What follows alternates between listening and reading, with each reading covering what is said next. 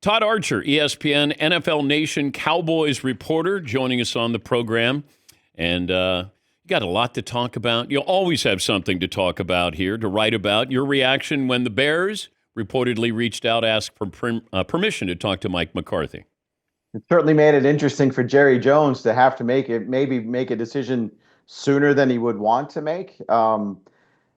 If he grants permission, does that tell us that Mike McCarthy is not going to be back? If he doesn't grant permission, does that tell us he is going to be back? There are so many different things you can come up with through this coaching search. I go back, expect anything when it comes to this, because I go back to the last time Jerry had a coach with an expiring contract in 2019 when he interviewed Marvin Lewis and Mike McCarthy before making any announcement on Jason Garrett's status.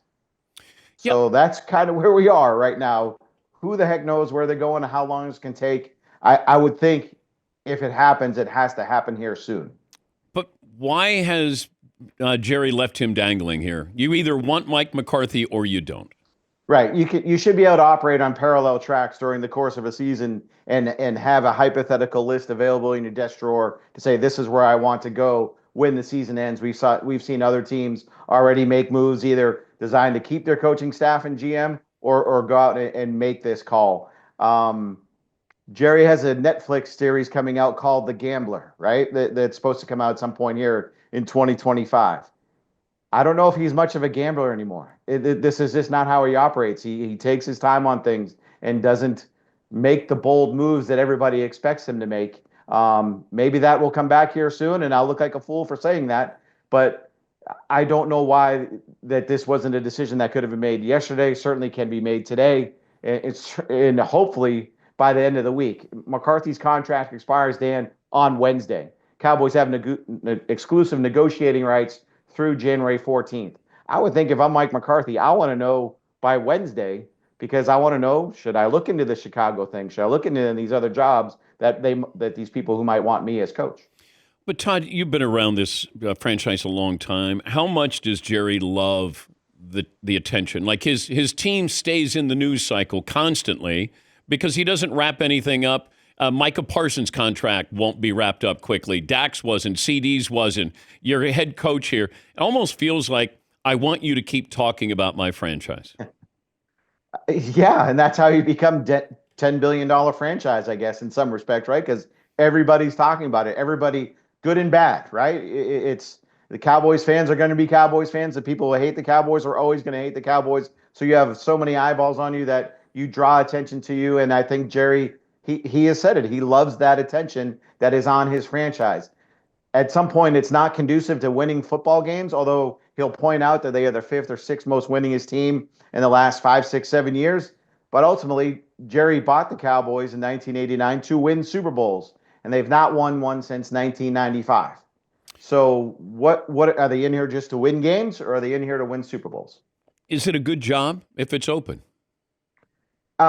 This is where I might differ with people who say it might not be a good job. I will say it is a good job. The head coach of the Dallas Cowboys has the biggest say in the franchise if they choose to be the loudest voice in the franchise. Now, we can go back to 1998, I think. Chan Gailey didn't want Randy Moss. The Cowboys didn't draft Randy Moss. There have always been some little hiccups along the way. Bill Parcells didn't want T.O. They still signed T.O. What was the corollary move to that? They cut Larry Allen. That was a guy that Bill didn't want around, so that was 1 for 1 right there. But this is a good job beyond because it's one of 32, because it is the Cowboys, and this is a roster that really was hit hard by injury, but you have a quarterback that'll be coming back. You have a number one wide receiver. You have Micah Parsons. You have other pieces in place that can win with you with a quick turnaround. But it's incumbent on Jerry to do more in the offseason than he did last year, where their biggest free agent signing was either Zeke or Eric Kendricks. They have to do more than that to supplement this roster. They can't just rely on improvement from within. But if the head coach wants the power, or I don't even want to say power, wants the say and will put the work in, he can have the say to get what he wants the majority of the time. But if you're a Cowboys fan and you hear, hey, this is why I bought the team, I want to be the GM, I want to run the team, Like, would Jerry Jones have fired Jerry Jones? Well, he hasn't done it yet, so I would say no. I'll say, and I don't want to come across like I'm defending the way Jerry operates this, but in Jerry's mind, the GM is the guy who cuts the check, so that's why he keeps the title. The GM of the Cowboys is really Will McClay. He's the guy that does the work what a general manager does. And if you look at how they've drafted since Will McClay has been here since 2014, it's been among the best in the NFL. So we get hung up on the title, but Jerry is not going into the draft room and saying, "Who do you want? Who do you want? Who do you want? No, you guys want this guy? No, no, no. I want this dude, and we're going to take that guy." That's not how it works, and it's really not how it's worked here for quite a long time. I'll go on my 20 plus years of covering the team. It truly has been a conglomeration of efforts to get the guy everybody wants. And we can point to another example of Jerry not getting what he want when they drafted Zach Martin in 2014 and not Johnny Manziel. Oh, I know. I remember that because he likes that shiny object there. And I go back that I think he wanted Connor Cook, and Connor Cook was taken, and then they took Dak Prescott, right? Yeah, not just Connor Cook. They tried to trade back into the first round to take Paxton Lynch. Oh. So those are two moves that the Cowboys are glad they didn't make, and they ended up getting Dak Prescott with not only their second fourth round pick, a compensatory pick. They took a defensive end out of Oklahoma with their first fourth round pick that year over Dak Prescott. You go back to Jimmy Johnson and Jerry Jones, that relationship. Could it have worked? Longer than it had? Yeah. No, I don't believe so. I think Jerry wanted out. And again, that was before my time here, but I haven't talked to a lot of people that have been around and talked to Jimmy about it and talked to Jerry about it.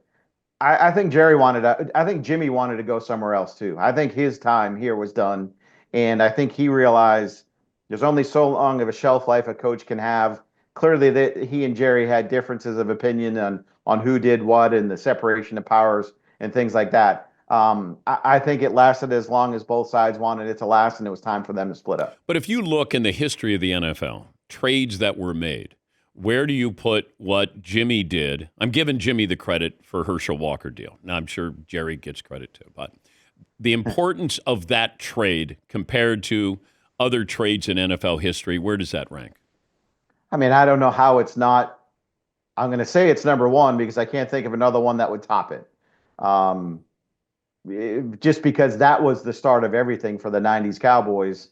And at the time when they made that trade, everybody just thought it was for these players and didn't realize the pick element of it. And then how everything that team was built through that trade for a number of years and the guys that they got out of that. So they have a tour at the Star where the people can come in, and it's famous, right? Because everybody wants to take a tour of the Star and see the players and things. But there's one segment of the Herschel Walker trade.